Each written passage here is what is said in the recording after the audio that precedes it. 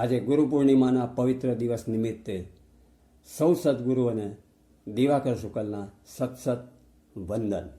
પણ મિત્રો, આજે એક એવી મહાન હસ્તીની વાત કરવી છે. દાનરૂપી પ્રકાશ ફેલાવે છે સદા એવો એ રવિ છે. આજીવન કમાણી દાન દેવાની એની વાત કંઈક નવી છે. જી હા, એ જગદીશ ત્રિવેદી જ છે, જે વિપ્રદ નહીં વિશ્વ વિભૂતિ છે. આજના યુગમાં પાઈ માટે ભાઈ પિતા પુત્ર ભાઈ બહેન વચ્ચે જ્યારે આજીવન અબોલા થઈ જાય છે, ત્યારે દાતારીની દુનિયામાં જો ટોચ ઉપર સૌથી ઉપર કોઈનું નામ હોય તો એ છે વિશ્વવિખ્યાત હાસ્ય સમ્રાટ પદ્મશ્રી મારા કલાગુરુ એવા ડૉક્ટર જગદીશ ત્રિવેદી સાહેબનું.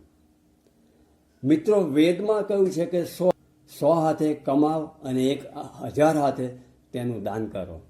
શ્રીમદ ભગવદ્ ગીતામાં કહ્યું છે કે પરહિત માટે ખર્ચવામાં આવેલું ધન અને જીવન જ સૌથી શ્રેષ્ઠ છે. મારા કલાગુરુ પદ્મશ્રીએ આ વેદ અને ગીતાને સાર્થક કરી બતાવે સાહેબ. સાચે જ જીવનનો મિનિંગ, આર્ટ ઓફ લિવિંગ અને આર્ટ ઓફ ગિવિંગ કોને કહેવાય એ એમણે સાર્થક કરી બતાવ્યું છે.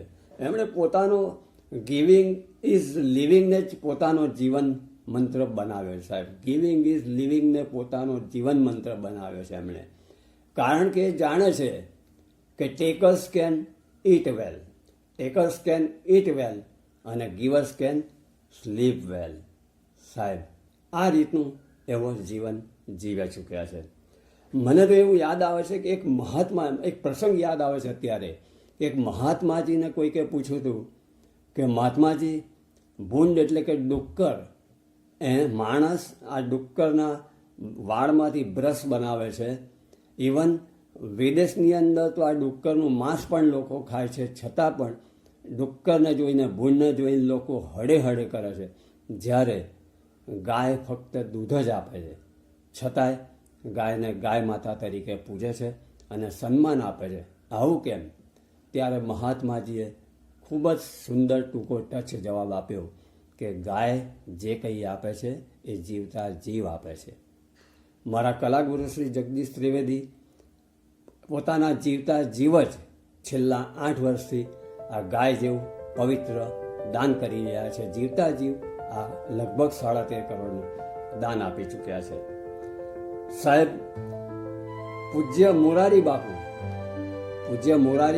પૂજ્ય ભાઈશ્રી જેવા કથાકારો, અરે એટલે સુધી કે આપણા માનનીય વડાપ્રધાન મોદી સાહેબ જો પોતાની મન કી બાતની અંદર જગદીશ ત્રિવેદીનું ગુણગાન ગાતા હોય, એમની દાતારીના ગુણગાન ગાતા હોય, તો પછી મારા માટે તો આજના ગુરુ પૂર્ણિમાના દિવસે મારા કલાગુરુ માટે એક જ શબ્દ છે, જય જગદીશ હરે. મારા કલાગુરુના ગુરુ પૂર્ણિમાના દિવસે સત વંદન.